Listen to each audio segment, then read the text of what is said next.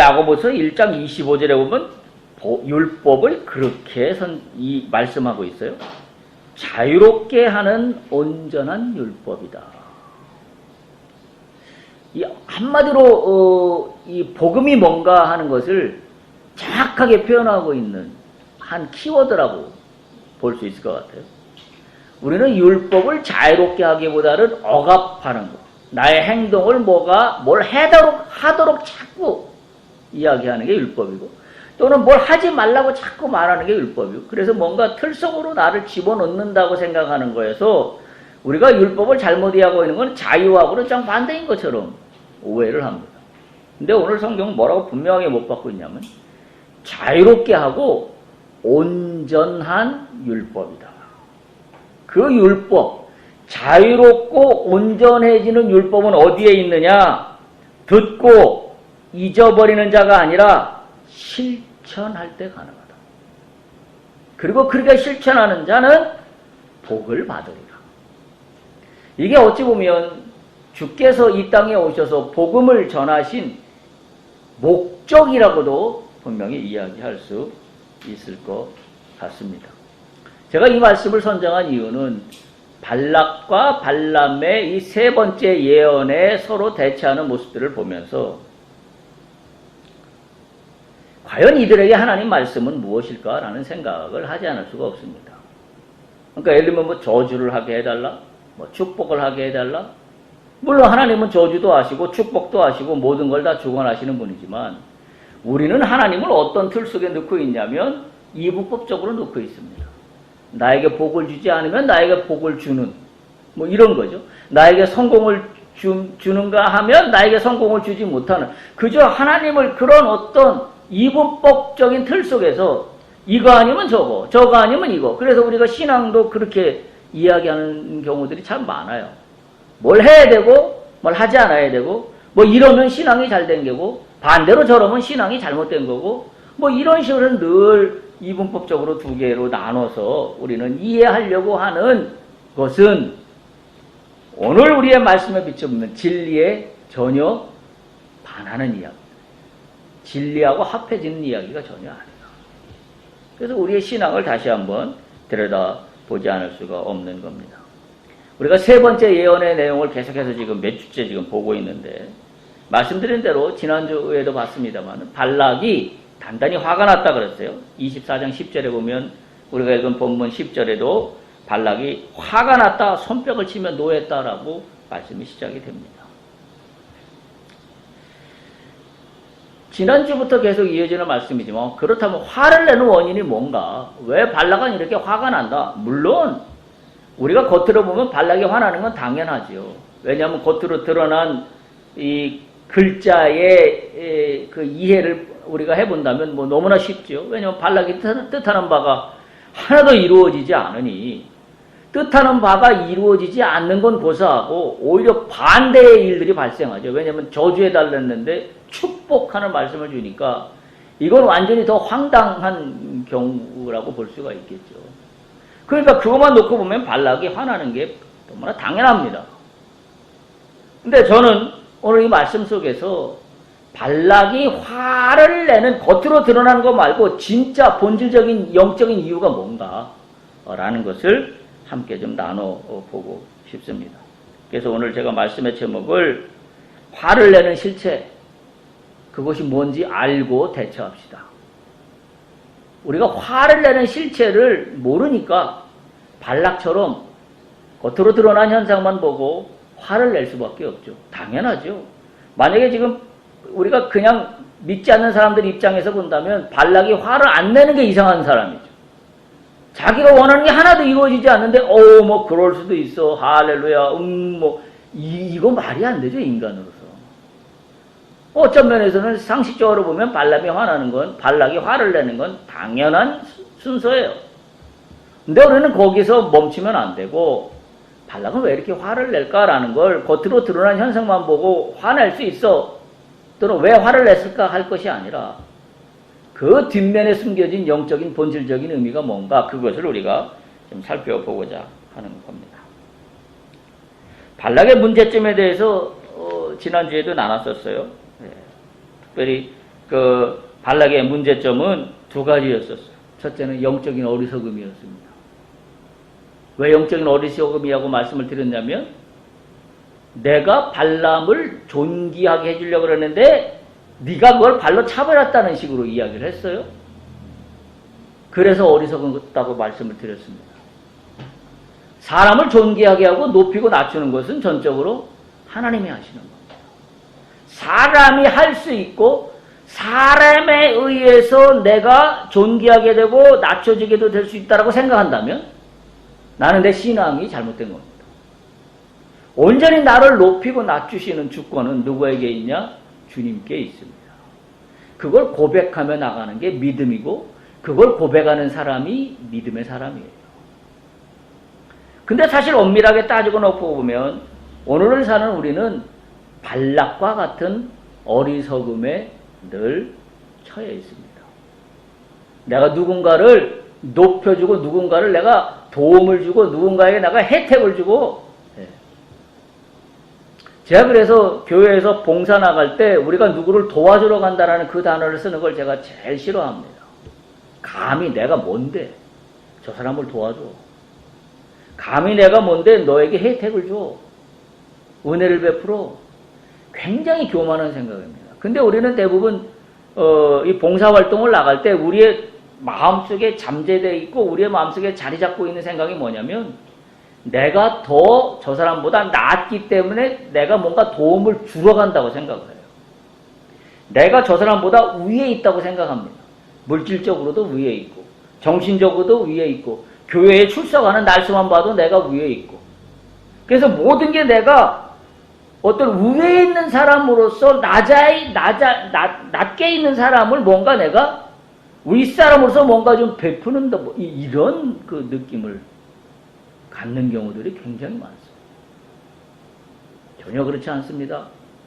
사람을 낮추고 높이는 건 주께서 하시는 일. 재판장이신 하나님께서 하신다고 지난주에 우리가 말씀에서 나눠봤었어요. 시편 75편에 그 말씀이 있었지. 오직 재판장이신 하나님께서 낮추시고 높이시고. 우리가 이걸 분명하게 깨달아야 된다. 근데 오늘 발락은 그러하지 못했습니다. 자신이 발람을 낮추고 높일 수 있는 자리에 있다고 생각하는 거죠. 왜냐하면 그가 왕이니까. 그러니까 이걸 세상적으로 같이 열어보면 왕이니까 자기 밑에 있는 그 무사람들에게 자기가 높이고 낮추는 권세가 자기에게 있다고 충분히 생각할 수 있습니다. 근데 그것이 오늘날도 그대로 적용이 되고 있다는 거죠. 그게 이제 안타까운 현실이죠. 오늘 우리에게는. 오직 하나님만이 낮추고 높일 수 있는 위치에 있다는 사실을 우리가 반드시 기억을 해야만 합니다. 자신이 중심이 되는 세계관을 가지고 있는 자에게는 이와 같은 일이 발생을 하죠. 그래서 어리석다는 겁니다. 두 번째, 발락이 가지고 있던 문제는 소명이 없다고 그랬습니다. 오직 목적이 뭐예요? 오직 자신이 하나님께 발람을 통하여 제사를 드리는 목적은 자신이 원하는 뜻을 이루기 위해서밖에 아무것도 없습니다. 그건 소명이라고 이야기하지 않습니다. 우리가 소명이라고 이야기할 때는 내가 무엇인가 나의 욕심에 근거한 것을 소명이라고 이야기하지 않습니다. 그건 그냥 욕망이라 그러죠. 욕망이라. 그걸 뭐 또 조금 더 고상하게 표현하면 뭐 본능적인 뭐 욕심, 욕망이다 뭐 이렇게도 이야기할 수 있지만 본능적이라는 말을 하면서 내가 잘못하고 내가 뭔가 우를 범하는 것을 적당히 빠져나가려고 할 때 본능적이라는 말을 쓰죠.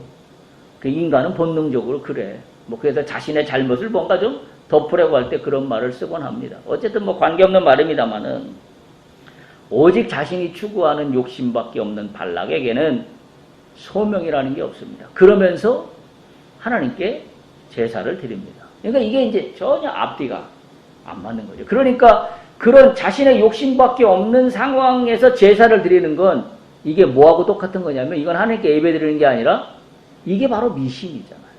미신이 뭐예요? 그냥 내가 원하는 소원을 아레나이다 하는 것밖에는 아무것도 없잖아요. 거기에 무슨 뭐 거룩한 뜻이 뭐가 있어요? 자신의 욕망의 실현밖에는 아무것도 없죠. 그러니까 하나님께 예배드리는 것 같은 하나님의 예배 형식은 취했을지 모르지만 발락은 지금 미신처럼 하나님을 대하고 있는 거예요.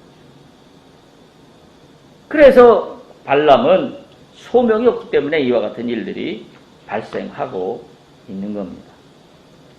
성경적으로 보면 이 소명이 있는 인생과 소명이 없는 인생은 어마어마한 차이를 가져옵니다.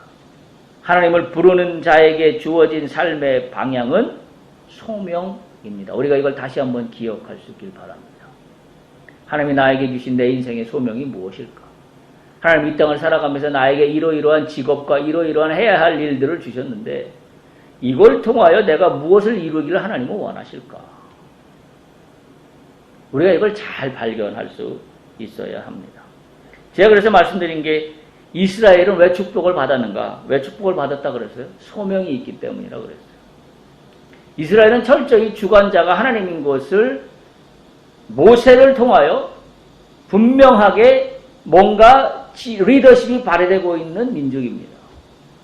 물론 뭐 내용을 들여다보면 뭐 우여곡절, 범죄의 여러 가지 내용들이 포함되어 있지만 전체적인 그림을 보면 모세를 중심으로 한 하나님의 통치가 이스라엘 백성을 통치하고 있는, 리더하고 있는 그와 같은 모습을 볼 수 있습니다. 이스라엘이 축복받는 이유는 이와 같은 하나님의 소명으로 가나안을 가는 여정이기 때문에 축복받습니다. 그런데 반대로 발락의 축복을 받지 못하고 자신의 뜻을 이루지 못하는 이유는 발락은 자기 욕심밖에 아무것도 갖고 있는 뜻이 없기 때문에, 다른 말로 표현하면 소명이 없기 때문에 발락은 복을 받지 못합니다. 결국 소명이 없는 인생과 소명이 있는 인생의 차이는 이처럼 어마어마한 차이를 갖고 와요. 그러니까 소명이 없는 인생이니까 발락은 자신의 욕심만을 프리즘으로 되어가는 일을 바라볼 때 실망할 수밖에 없는 거죠. 그러니까 화나는 게 당연한 거예요. 그러니까 화나는 게 당연한 겁니다. 발락이 발람에게 노를 내며 말을 그렇게 하죠. 이제는 네가 있는 곳으로 달아나라. 빨리 꺼져버려라. 그런 얘기죠. 빨리 없어져라. 그런 얘기입니다. 그런데 이것을 단지 이 사실로만 보기 이전에 우리가 영적으로 좀 몇 가지 살펴볼 내용들이 있습니다. 발락이 발람에게 손뼉을 치며 노를 하고 빨리 달아나라. 빨리 가라. 네가 있는 곳으로 가라. 이것을 영적으로 바라보면 불가피한 일입니다. 왜냐하면 사람은 영이에요. 하나님은 영이시니, 근데 사람이 어떻게 만들어졌어요? 하나님의 영으로 만들어졌어요. 하나님께서 당신의 생기를 우리 코에 불어넣으심으로 우리가 비로소 생명이 되었습니다. 그냥 생명체가 아니라 생명이 되었습니다. 따라서 인간은 내가 소속된 영의 지배를 받게 되어 있습니다. 지금 발락이 이제 3번의 예언의 과정을 거치면서 굉장히 불편한 상황에 스스로 깨닫게 되는 이유 중에 하나가 뭐냐면, 내가 이스라엘 백성들의 이들과 나하고는 소속이 다르다라는 걸 비로소 뭔가 불편함으로 다가오기 시작합니다. 그래서 겉으로는 축복만 이야기하는 발람을 내쫓은 것 같지만 본질적인 의미에서 보면 발락은 더 이상 이스라엘 백성과 이스라엘 백성의 뜻을 전달하고 하나님의 뜻을 전달한다고 하는 발람과 함께할 수 없음을 발락은 비로소 느끼고 있는 겁니다. 그래서 빨리 가라, 없어져라, 그런 이야기를 하고 있는 거죠. 여기서 우리가 영적으로 깨달아야 될 것은 신분과 소속과 영이 다르다는 이야기. 우리가 이걸 잘 깨달아야 됩니다. 그걸 더 이야기할 수 있는 게 민수기 24장 10절 보세요. 발락이 하나님의 백성을 뭐라고 부르고 있습니다. 누구라고 부르고 있습니까? 발락이 발람에게 노하여 손뼉을 치며 말하되 내가 그대를 부르고 있는 것은 누구를 저주하라고요? 내 원수예요. 지금 발락은 이스라엘 백성들을 향하여 나의 원수라고 칭하고 있습니다. 그 얘기는 뭐예요? 한마디로 얘기하면 하나님의 지배와 통치 아래에 있는 이스라엘과 하나님의 지배와 통치 아래에 있지 않은 발락은 전혀 다른 부류입니다. 전혀 다른 그룹입니다. 그러니까 발락 입장에서 보면 이스라엘이 나의 원수로 보입니다. 나의 원수로 보여요. 바로 그것을 증명하고 있다라고 이야기할 수 있습니다. 오늘날도 마찬가지죠. 이 두 가지 나라를 다 소유하려고 하는 사람들이 이 땅에 참으로 많습니다. 하나님과 세상 사이에서 늘 모두 가능할 수 있다라는 태도를 취하면서 살아가고 있는 것이 어쩌면 오늘날 그게 지혜로운 삶이라고 이야기하는지도 모르겠습니다. 그래서 지난주에도 말씀드렸지만 종교다원주의도 그래서 나오는 이야기예요. 이것도 좋고 저것도 좋고 저것도 좋은 게 다 지혜롭고 슬기롭고 그것이 보편타당한 사람이 살아가는 원리라고 생각하기 때문이죠. 그러면서 늘 비그리스도인들이 크리스찬들을 공격하는 이유는 너희는 왜 배타적이냐. 그 얘기는 뭐예요? 하나만 알고 둘을 모르는 거예요. 하나만 알고 둘을 모르는 거죠. 예수님이 이 땅에 오셔서 뭐라 그랬어요? 세상의 빛과 소금이 되라 그랬습니다.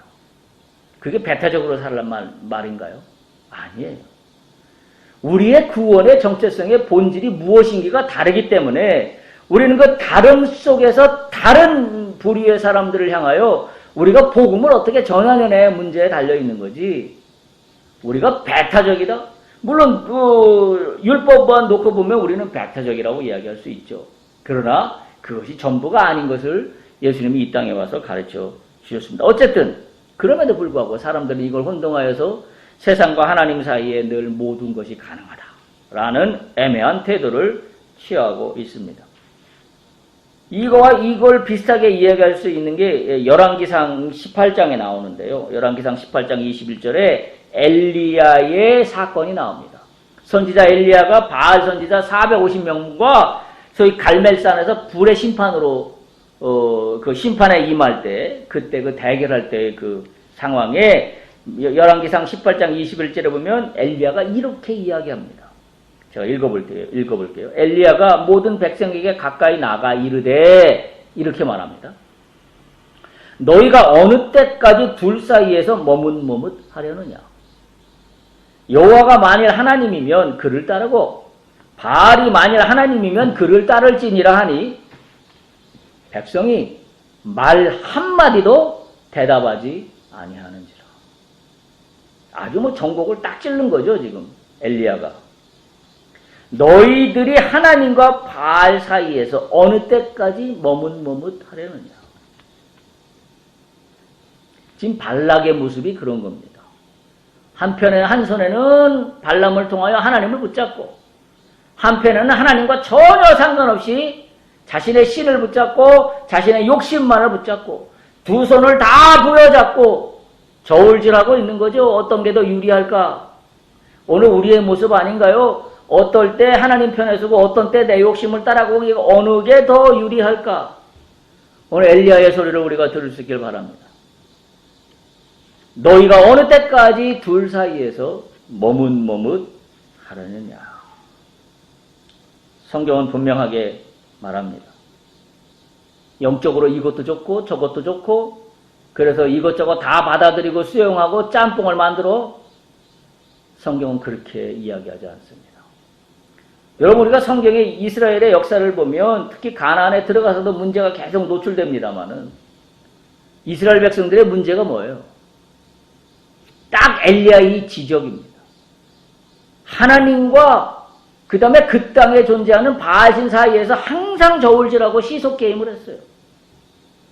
이때는 하나님이요. 만약에 그들이 어려움을 당하고 뭐가 삶이 어려워지고 전쟁으로부터 또는 블레셋으로부터 침략을 받아서 모든 걸 다 빼앗기고 하면은 울고 불고 난리가 나고 그래서 회개가 일어나고 하나님 잘못했습니다 라고 합니다.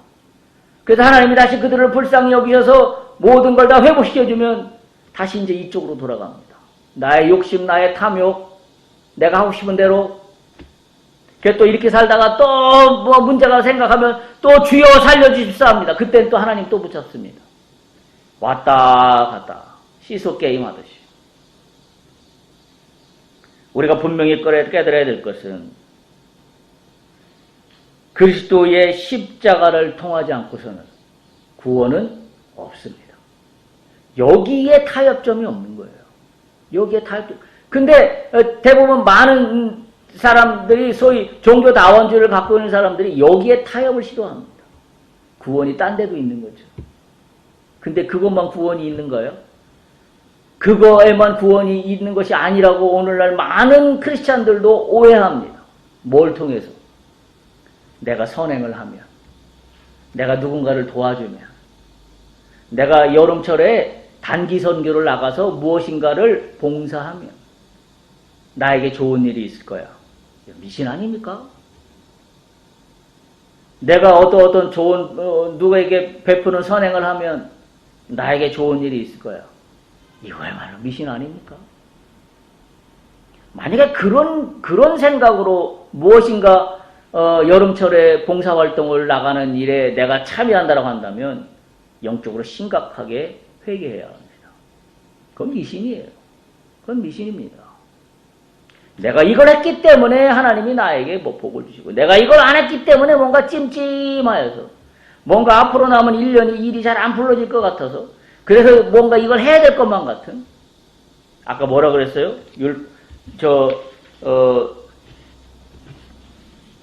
율법이 뭐라고 하냐면 자유롭게 하는 온전한 율법입니다.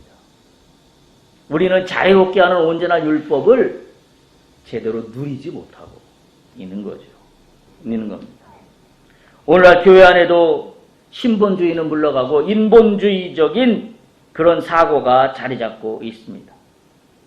오늘 엘리야가 촉구한 대로 우리 모두는 결단을 내려야 합니다. 너희가 어느 때까지 둘 사이에서, 다시 말하면 하나님과 바알 사이에 머뭇머뭇 하려느냐. 이도 좋고 저도 좋은 종합적인 두리뭉실한 신앙의 태도를 견지한다면 오늘 발락처럼 이런 상황에 직면할 수밖에 없어요. 때로는 하나님, 때로는 내 욕심, 내 뜻, 왔다 갔다. 겉으로는 하나님께 제사 드리는데 실질적인 뜻은 내 욕심을 차리는 거.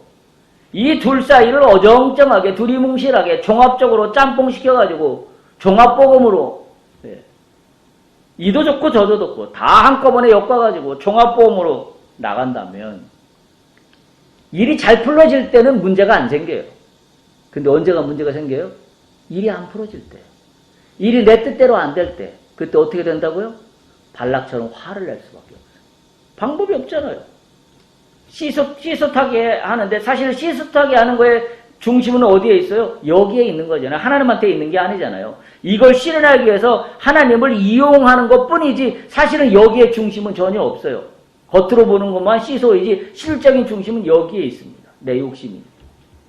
그러니까 일이 잘 될 때는 문제가 전혀 안 되는데 일이 안 될 때는 발락처럼 화를 낼 수밖에 없는 거죠. 화를 낼 수밖에 없는 겁니다. 발람의 오늘 달라진 모습을 다시 한번 봅니다. 하나님의 영이 임한 발람은 분명히 예전보다 훨씬 오직 하나님의 뜻에 따라서 자신의 행동할 뿐이라는 입장을 다시 한번 분명히 밝히고 있습니다. 24장 13절입니다. 발람이 이렇게 이야기해요. 가령 발락이 그 집에 가득한 은금을 내게 줄지라도 나는 여호와의 말씀을 어기고 선악간에 내 마음대로 행하지 못하고, 분명하게 이야기하죠. 선악간에 내 마음대로 행하지 못하고 여호와께서 말씀하신 대로 말하리라 라고 다시 한번 발락에게 확인합니다. 인간은 어떤 존재인가 라는 것을 오늘 이 말씀을 통하여 분명히 알 수 있어요. 발락이 다시 한번 깨닫는 인간은 어떤 존재예요? 하나님의 뜻대로 하는 자가 인간 존재예요. 그게 인간 존재의 의미예요. 여기 분명히 이야기하잖아요. 선악간에 내 마음대로 행하지 못한다. 발람이 분명하게 이야기합니다. 인간이 어떤 존재인가 라는 것을 분명하게 이야기하고 있습니다. 인간은 어떤 존재예요? 어디로부터 출발점이 이루어진 존재인가요? 위로부터 아래로 내려온 존재입니다. 위는 누구예요? 하나님이에요. 위로부터 나에게 내려온 내가 나의 존재의 의미예요. 근데 지금 발락은 어떤 존재의 의미로 살고 있어요? 제사는 드리고 있지만 이 제사는 뭘 위해서 드리는 거예요? 내가 나 된 것이 내 힘으로 된 것임을 내가 증명하기 위해서, 그리고 그걸 도움받기 위해서 제사라는 형식을 빌려와서 하나님께 제사 드리는 것뿐이지 그에게 하나님을 공경하거나 하나님을 예배하고자 하는 마음은 전혀 없는 겁니다. 그러니까 발락은 자신의 자신됨의 시작이 어디에 있어요? 여기에 있어요. 내 속에 있어요. 나의 욕망에 있어요. 나의 욕심에 있습니다. 그리스도인은 내가 나 된 것이 어디로부터 있는 거예요? 하늘로부터 있는 겁니다. 내 속에서 나온 게 아니라 하늘로부터 부여받은 생명이에요. 그걸 창세기에서 분명히 이야기하고 있잖아요. 인간이 어떻게 됐다고요? 다시 한번 기억하면 하나님이 인간을 창조하실 때 하나님의 형상으로 창조했다고 했어요. 우리는 위로부터 하나님의 형상이 나에게 아래로 내려온 그 존재입니다. 그렇게 부여된 생명입니다. 따라서 그 사람의 어리석음이나 소명은 어떨 때 알게 돼요? 내가 얼마나 어리석은가, 내가 어떤 소명이 있는가는 위를 바라다 봐야 내가 어떤 소명이 있는 걸 알 수 있어요. 위로부터 내 존재가 만들어졌다라는 것을 깨닫는 순간 나는 나에게 어떤 소명이 있는가를 바라보려면 내가 나를 쳐다보면 되는 게 아니라 위를 쳐다봐요. 주님을 쳐다봐야 됩니다. 하늘을 봐야 합니다. 하늘이 나에게 주신 생명이라면 하늘이 오늘 나에게 허락하신 소명이 무엇입니까? 내가 그 소명을 향하여 나가겠나이다. 이게 논리적으로 맞는 이야기죠. 그런데 지금 발락 입장에서 보면 뭐예요? 자신으로부터 자신의 존재가 시작하니 발락에게 소명은 존재하지 않습니다. 오히려 뭐만 있어요? 자신의 욕심의 용광로 같은 것만 발견할 뿐입니다. 소명이라는 것은 나를 초월하는 겁니다. 나를 뛰어넘는 거예요. 나의 한계에 갇혀있는 그 어떤 울타리에서 내가 벗어나는 겁니다. 여러분, 세상의 위대한 선각자들이 그런 소명을 따라가는 거 아니에요? 그런 소명을 따라가는 거 아닙니까? 저 아프리카 오지에 가서 평생을 보내는 사람들은 자신의 욕심을 따라가지 않았어요. 자신의 삶의 영역의 울타리를 뛰어넘어서 내가 무엇을 할 수 있을까를 바라볼 수 있는 건 내가 나 스스로를 바라볼 때 발견되는 게 아니라 하늘을 쳐다볼 때 발견됩니다. 이게 인간의 존재고 이게 인간의 삶의 방식이고 방향입니다. 따라서 내가 나의 어리석음을 발견하는 것도 내가 나를 들여다본다고 나의 어리석음이 발견되지 않습니다. 나의 어리석음을 발견하기 위해서는 나를 객관적으로 볼 수 있어야 돼요. 나의 어리석음을 객관적으로 볼 수 있으려면 내가 뭘 바라야 되냐면 하늘을 바라봐야 합니다. 주님을 바라봐야 합니다. 그래야 주님의 입장에서 하나님의 영이 내게 임해서 내가 어떤 존재인지를, 내가 얼마나 어리석은지를, 내가 무엇이 어리석은지를 바라보게 하십니다. 이게 크리스찬들이 사는 방법이에요. 이게 크리스찬들이 발견해야 된 나의 어리석음과 소명에 대한 문제입니다. 발람 같은 경우를 보면 하나님의 영이 임하기 전과 하나님의 영이 임한 후에 발람의 태도가 완전히 다릅니다. 하나님의 영이 임하기 전에는 발람은 어땠어요? 하나님을 자기의 목적을 실현하기 위한 수단 정도로 끌어당겼습니다. 그래서 뭐예요? 처음에 우리가 살펴봤지만 나귀가 앞에 가로막고 있는 천사를 보고 넘어지는 일이 발생하는데도 발람은 깨닫지 못하잖아요. 결국은 말로는 하나님이 허용하시면 가겠습니다라고 이야기는 하지만 그는 하나님만 이야기할 뿐 실질적인 본질은 자기의 욕심을 쫓아가고 있었거든요. 그랬던 발람이에요. 계속 그래서 지금까지 진행되어 오는 이야기를 보면 발람은 계속 하나님은 찾지만 하나님이 뭐라고 그러시나 간 보는 수준에서 크게 벗어나지 않았어요. 근데 지금 하나님의 영이 임한 후에 민수기 24장 13절에 보면 발람은 전혀 달라진 태도를 발견하게 됩니다. 다시 한번 읽어보면 발락이 그 집에 가득한 은금을 내게 준다고 할지라도 나는 여호와의 말씀을 어기고 선악간에 내 마음대로 행하지 못하고 여호와께서 말씀하신 대로 말하리라 라고 분명하게 이야기합니다. 여기에 크리스찬들이 바라봐야 될 소망이 있는 거예요. 우리가 다시 한번 깨달아야 되는 것은 나는 어떻게 된 존재인가? 위로부터 하나님이 부여해 주신 생명으로 존재된 나이다. 이걸 잊지 않아야. 그래서 나는 스스로 시시때때로 내가 하늘을 쳐다봐야 나의 어리석음을 볼 수 있고 나의 소명이 무엇인지를 발견할 수 있게 된다는 사실입니다. 그리스도인은 날마다 주로부터 발견되는 삶을 사는 사람들입니다.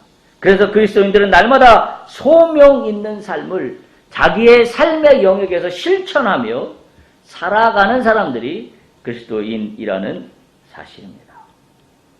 우리가 다시 한번 기억해야 되는 것은 나로부터 위를 바라보며 나의 정체성이 부여된 게 아니라 위에서 나에게 부여해 주신 하나님의 생명 때문에 나의 정체성이 갖추어졌기 때문에 나는 이 땅을 향하여 위로부터 하나님이 주신 생명을 가지고 이 땅을 향하여 소명으로 펼쳐나가야 돼요.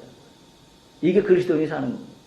수직적으로 내려온 은혜로 말미암아 수평적으로 펼쳐나가야 되는 것이 그리스도인들이 살아가는 방법이에요. 근데 지금 발락이 잘못된 건 뭐예요?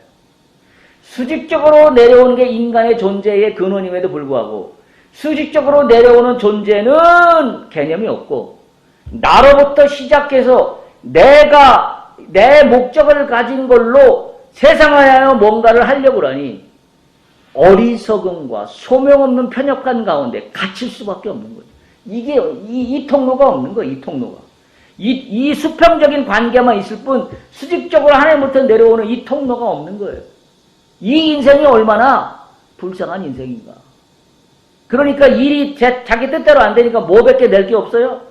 화밖에 낼 게 없어요. 화밖에 할 수 있는 게 아무것도 없습니다. 왜 안 되는 거예요 도대체 이게? 그렇죠?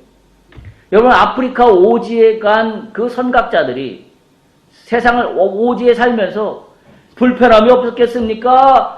마음의 갈등이 없었겠습니까? 여러 가지 힘든 점이 없었겠습니까? 얼마나 많았겠어요? 그럼에도 불구하고 그 사람들은 왜 한평생을 거기서 살았을까요? 이유는 단 하나밖에 설명할 수가 없어요. 그들은 뭘 봤기 때문에? 그들이 된 존재가 하나님으로부터 부여된 존재임을 깨달았기에 하나님을 쳐다보며 주여 나의 소명이 어디 있나이까? 그래서 아프리카로 간 거예요. 제가 언젠가도 말씀드렸지만 연세대학교를 하게 된 연희전문학교를 설립한 미국의 선교사 언더우드 가문이 대한민국 땅에 4세가 살았습니다. 4 generation이 살았습니다. 4대가 살았어요. 저는 정말 그 자체만으로도 감명스러워요. 도대체 이들은 어떤 소명이 있었길래 그 폐하가 되어 있는 이 대한민국 땅에 아무것도 없는 그때 당시에 그저 속된 말로 그 속기를 보면 그런 식의 표현이 있어요. 거지 같은 사람들만 있는 이 땅의 현실이었다고 표현하고 있어요. 정말 형편없는 그 땅에 미국의 그 당시에 그 잘 배우고 지식 있는 그 사람이 뭐 볼 게 있다고 아무것도 없는 이 땅에 와서 가진 수고를 겪으며 어려움을 겪으며 이 땅에 학교를 세우고 병원을 세우고 그래서 만들어진 게 연세대학교고 그래서 만들어진 게 세브란스 병원이고 그래서 만들어진 게 지금 서울대학교 그 병원 전신이에요.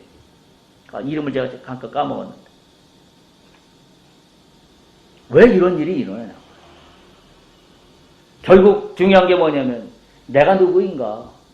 하나님으로부터 부여받은 생명을 내가 존재된 나라는 것을 깨닫는 순간 나는 어떤 식의 삶을 살아야 되냐면 소명 있는 삶을 살아야 돼요.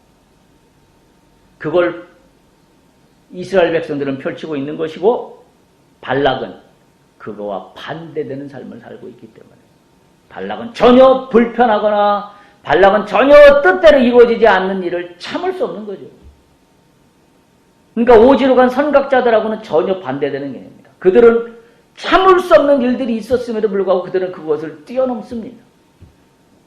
소명으로 뛰어넘어요. 그 소명을 뭘로 표현하냐면 그 땅의 백성들을 사랑하는 걸로 표현했습니다. 사랑함으로 그 땅의 불편함을 뛰어넘었습니다. 이게 얼마나 큰 차이예요. 이게 인생에서, 삶에서.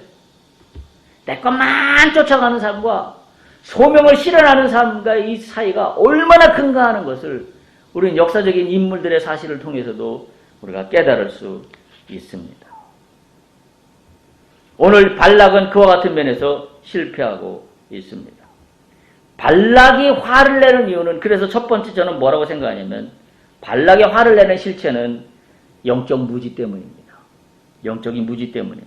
왜냐하면 자신의 존재가 하늘로부터 이루어지는 생명인 것은 전혀 망각하고 나로부터 시작하는 욕심에서 출발하니 이것이야말로 영적 무지가 아니고 무엇이겠습니까? 오늘 우리 그리스도인들도 이 말씀을 잘 새겨들어야 합니다.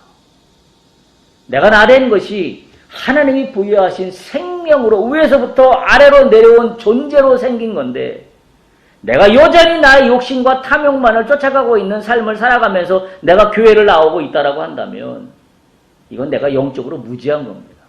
분명히 이야기하지만 교회 다닌다고 영적으로 잘 아는 것과는 전혀 비례하지 않습니다.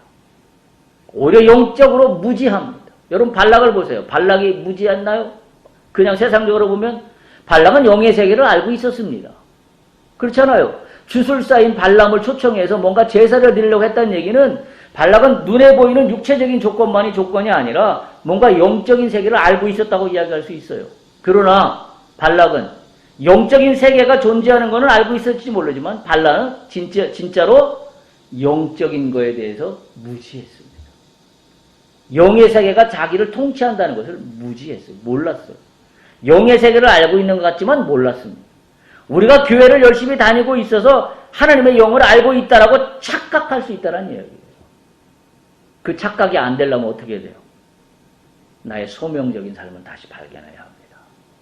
그래 내가 영적으로 무지하지 않은 상황에 들어갈 수 있습니다. 그렇게 무지하니까 화를 낼 수 있는 방법밖에 안 되는 일 앞에 자신이 할 수 있는 일이 아무것도 없는 거죠. 두 번째, 화를 내는 실체는 마찬가지로 눈에 보이는 육적인 목적만 추구하기 때문입니다. 그러니까 눈으로 보는 목적만 쳐다보니 지금 광야에 진을 치고 있는 이스라엘 백성들이 거꾸로 넘어지고 저들이 저주받는 것만 관심이 있지 그 나머지 내 눈에 보이지 않는 거에서는 전혀 관심이 없어요. 눈에 보이는 육의 목적만 추구하기 때문에 그렇습니다. 만일 그래서 믿음을 뭐라고 이야기하냐면 히브리서 보면 이렇게 이야기하죠. 히브리서 11장 1절 3절 보면 믿음은 눈에 보이는 것만 추구하는 게 믿음이 아닙니다. 믿음은 바라는 것들의 실상이요 보이지 않는 것들의 증거다. 이건 너무 우리가 잘 아는 말씀입니다. 보이지 않는 것들의 증거예요. 따라서 3절 보면 이렇게 이야기합니다. 믿음으로 모든 세계가 하나님 말씀으로 지어진 줄 우리가 아나니 보이는 것은 나타난 것으로 말미암아 된 것이 아닙니다. 이걸 기억하시기 바랍니다. 보이는 것, 나타난 것으로만 된 것이 아니다. 거꾸로 얘기하면 뭐예요? 보이는 것, 보이지 않는 것으로 말미암아 보이게 된 것입니다. 보이는 것, 보이지 않는 것으로 말미암아 나타나게 되는 것인데 그게 뭐예요? 그게 소명이에요. 소명을 갖고 있으면 보이는 것이 나타나는 것이 보이는 것이 나타난 것으로 된 것이 아니라는 것을 소명을 통하여 증거하게 됩니다. 그래서 희생이 나오고 그래서 사랑이 나오고 그래서 아름다운 인생의 이야기가 거기서 나오는 겁니다. 세 번째, 화를 내는 실체는 실천이 없는 믿음 때문에 그렇습니다. 지금 이쯤 상황이 되면 발락은 어떻게 해야 돼요? 이제 자신의 뜻대로 이렇게 되는 문제가 아니라는 걸 깨닫고 이 일을, 이 작당을 멈춰야 돼요. 진작에 멈췄어야 합니다. 근데 아직도 멈추지 못하고 지금 발람을 쫓아내는 일을 시작합니다. 화를 내고. 빨리 가라. 꺼져버려라. 네가 있으면 더 화만 나니까 꺼져버려라. 이쯤 되면 어떻게 돼요? 그만두는 거예요. 그만두는 것도 믿음입니다. 그만두는 것도 믿음의 실천이에요. 그리스도인들이 잘못 오해하고 있는 것 중에 하나가 뭐냐면 믿음으로 실천한다고 무조건 뭘 하는 걸 믿음으로 실천한다고 생각합니다. 근데 뭐가 믿음으로 실천하는 거예요? 주의 뜻이 아니면 멈추는 것도 믿음으로 실천하는 겁니다. 발락은 지금 그걸 못하고 있습니다. 영적으로 무지하고 소명이 없으니 멈춰야 될 때와 가야 될 때를 구별하지 못하고 무조건 고! 무조건 가자! 내 뜻이 이루어질 때까지 나는 할 수 있다! 이 무식한 이야기를 하고 있는 겁니다. 야고보서 1장 22절에서 25절 보면 그래서 우리가 나눴던 말씀이 나옵니다. 너희는 말씀을 행하는 자가 되고 듣기만 하여 자신을 속이는 자가 되지 말라. 누구든지 말씀을 듣고 행하지 아니하면 그는 거울로 자기의 생긴 얼굴을 보는 사람 같아서 제 자신을 보고 가서 그 모습이 어땠는지 잊어버리는데 25절 자유롭게 하는 온전한 율법을 들여다보고 있는 자는 듣고 잊어버리는 자가 아니요 실천하는 자는 이 사람은 그 행하는 일에 복을 받으리라. 할렐루야입니다. 오늘 본문에서 발락이 자신의 뜻대로 되지 않는 상황에 화를 내고 있는 걸 우리는 잘 이해해야 됩니다. 발락에게 부족한 게 무엇인가? 첫째 뭐예요? 영적 무지 때문이에요. 두 번째 뭐예요? 두 번째 뭐 때문에 무지죠? 눈에 보이는 욕심만 쫓아가기 때문에 화를 냅니다. 세 번째 화를 내는 이유는 발락은 실천이 없는 믿음을 갖고 있기 때문입니다. 오로지 자신밖에 없는. 그러니까 이게 굉장히 중요한 거예요. 나로부터 시작되는 게 아니라 하나님부터 시작됐다는 이 나의 존재의 차이는 이와 같은 어마어마한 차이를 가지고 있다라는 사실입니다. 말씀을 정리합니다. 오늘 우리가 생각해봤습니다. 발락이 화가 나게 된 실체가 무엇일까? 가장 근본적인 원인은 나의 나된 것이 위에서부터 부여된 생명으로 된 것임을 알지 못하기 때문입니다. 나의 나된 것이 나로부터 시작됐다고 하니까 내가 생각할 수 있는 사고의 한계는 나의 한계를 뛰어넘을 수가 없습니다. 근데 위로부터 부여된 생명이라고 내가 나를 바라보면 나는 나의 소명을, 나의 한계를 뛰어넘어서 발견할 수 있습니다. 그래서 선각자들은 아프리카도 가고, 그래서 아무것도 없는 1900년도 초반에 대한민국 땅에 선교사들이 복음을 들고 들어왔던 겁니다. 오늘 우리에게 나의 삶의 이 여정 가운데서 우리가 화를 낼 일들이 참 많습니다. 그때 우리 이 말씀을 기억할 수 있길 바랍니다. 주님 나에게 주신 소명이 무엇입니까? 나의 한계를 뛰어넘을 수 있는 소명을 나에게 허락하시옵소서. 나의 한계에 갇혀있기 때문에 내가 화낼 수밖에 없는 나의 이 상황 인지가 깨어질 수 있도록 주여 도와주세요. 그래서 하늘을 바라봐야 됩니다. 하늘을 바라보면 어떤 게 발견된다고요? 나의 어리석음이 발견됩니다. 그리고 하늘을 바라보면 나의 소명이 어디에 있는지를 비로소 발견하게 됩니다. 이 두 가지가 발견됨으로 말미암아서 오늘 우리가 갖고 있는 세 가지 문제, 발락이 갖고 있던 문제죠. 영적 무지, 육의 세계만 쫓는 신앙, 그리고 실천 없는 믿음, 이 세 가지를 뛰어넘어 나의 어리석음을 뛰어넘어 소명을 가지고 하나님 나라의 확장에 쓰임받는 우리 모두가 되기를 간절히 축복합니다. 할렐루야.